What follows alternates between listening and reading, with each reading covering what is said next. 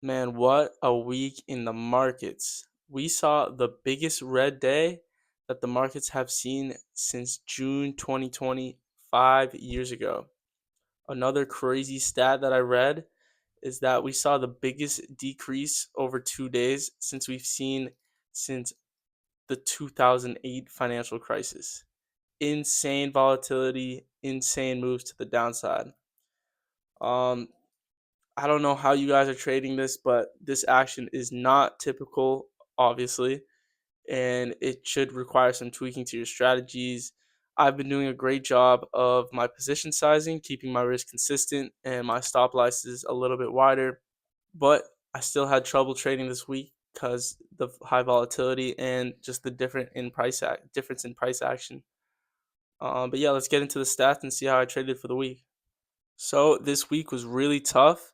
But despite the crashing market, I was able to come out profitable on this week, barely from a single trade, a single green trade. I had three losers and one winning trade, and we came out profitable.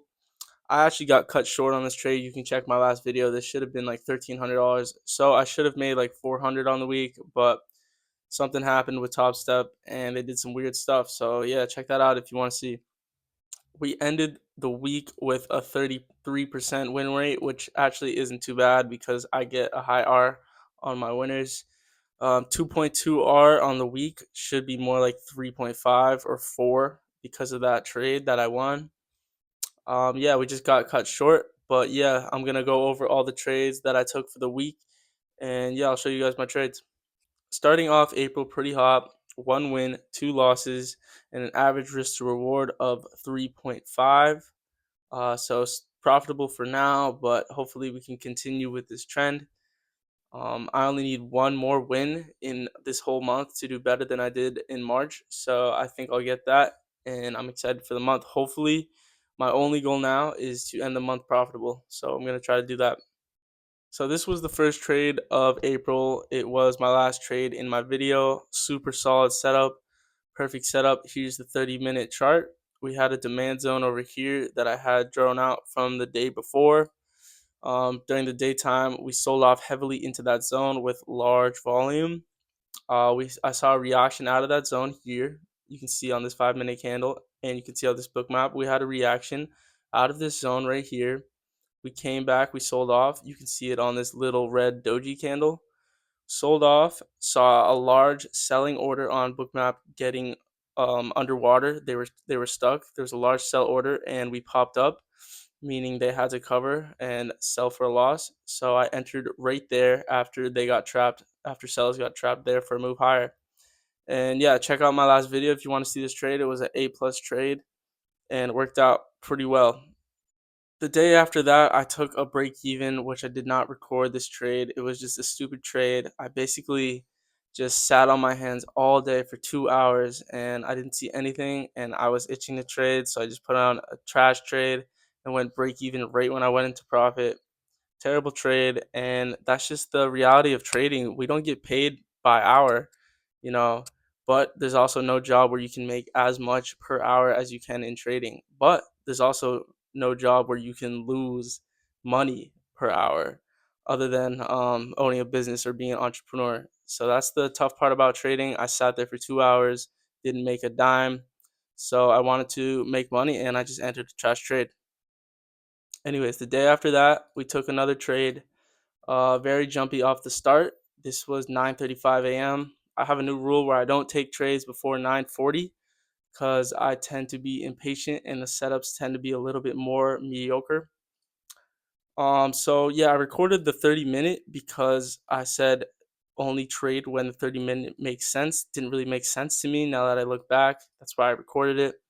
30 minute is just trending down, super choppy. There's no reason to go long. This was a long. Anyways, we had to move up during the morning, consolidated, moved up, pushed up.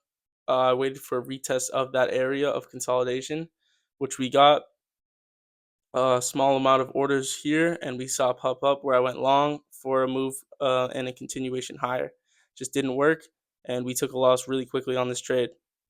So yeah, this was a terrible trade. A long for a continuation.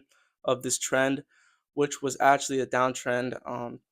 I just should have zoomed out and looked at the 30-minute chart. Again, no trading before 9:40 because it's harder to read the context and it's just much more sporadic after the market opens with a lot of volume.